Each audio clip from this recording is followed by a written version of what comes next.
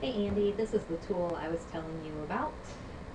So if you go to course management, which takes you back to the Angel Management tab, look for this over in the right hand column, look for this link called the Last Activity Report.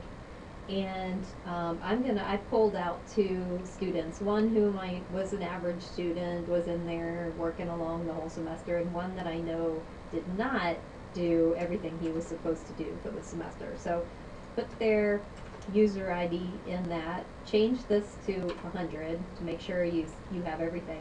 And then uncheck as many of these as you need to. So, like I don't care about mail in this case. Lesson submission, I don't really care about gradebook because that just shows when they looked at their grades in the gradebook. But and I don't use the forums in this, so I'll keep activity log, log-ons, and lesson submission, and we'll see what happens for this student.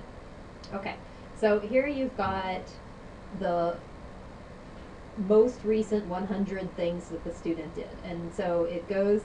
This particular one goes back to January 13th, so it actually covers pretty much the whole semester. And you can see lots of times when they're logging in, logging out. These are files that they accessed with, directions for assignments or uploading things into Dropboxes. This is all legit stuff. Okay, so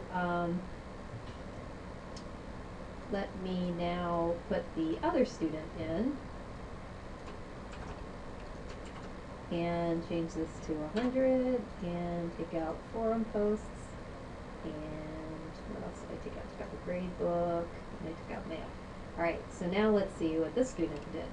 Alright, so this is a student who did not do very much in the class at all, and his last 100 actually goes back to the 15th as well. And look at this, for the first little while anyway, he was in there doing a lot of stuff, and you can see all the things that he accessed, but then log in, log out, log in, log out, nothing. He's not doing anything really. And so I expect that this might be what your what Alexandra's might look like, but sometimes I found that you can really see patterns. Like if she's saying she tried to upload quizzes, but Angel kept giving her error messages. Like you can look in here and you can see where she started one, but then you can look at the timestamp and see if you have like I don't know your class, so I'm just guessing, but if you have like a 20-minute time limit on the quiz and she didn't finish it in 20 minutes, you can look at the timestamp and you can see what happened. Or a lot of times in some other classes,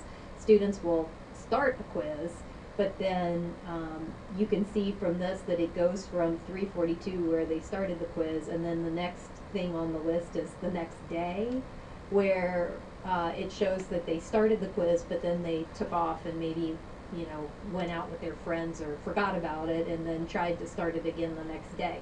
So you can do some sleuthing and see what's going on.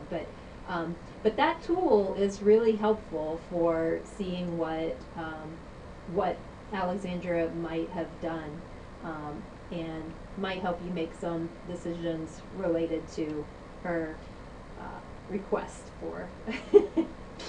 But I am not saying, by saying that, I'm not saying I support her request for extra credit. It sounds to me like, extra time. It sounds to me like you did everything you needed to do and she did not. So there are consequences for things like that unless there's extenuating circumstances. So there you go.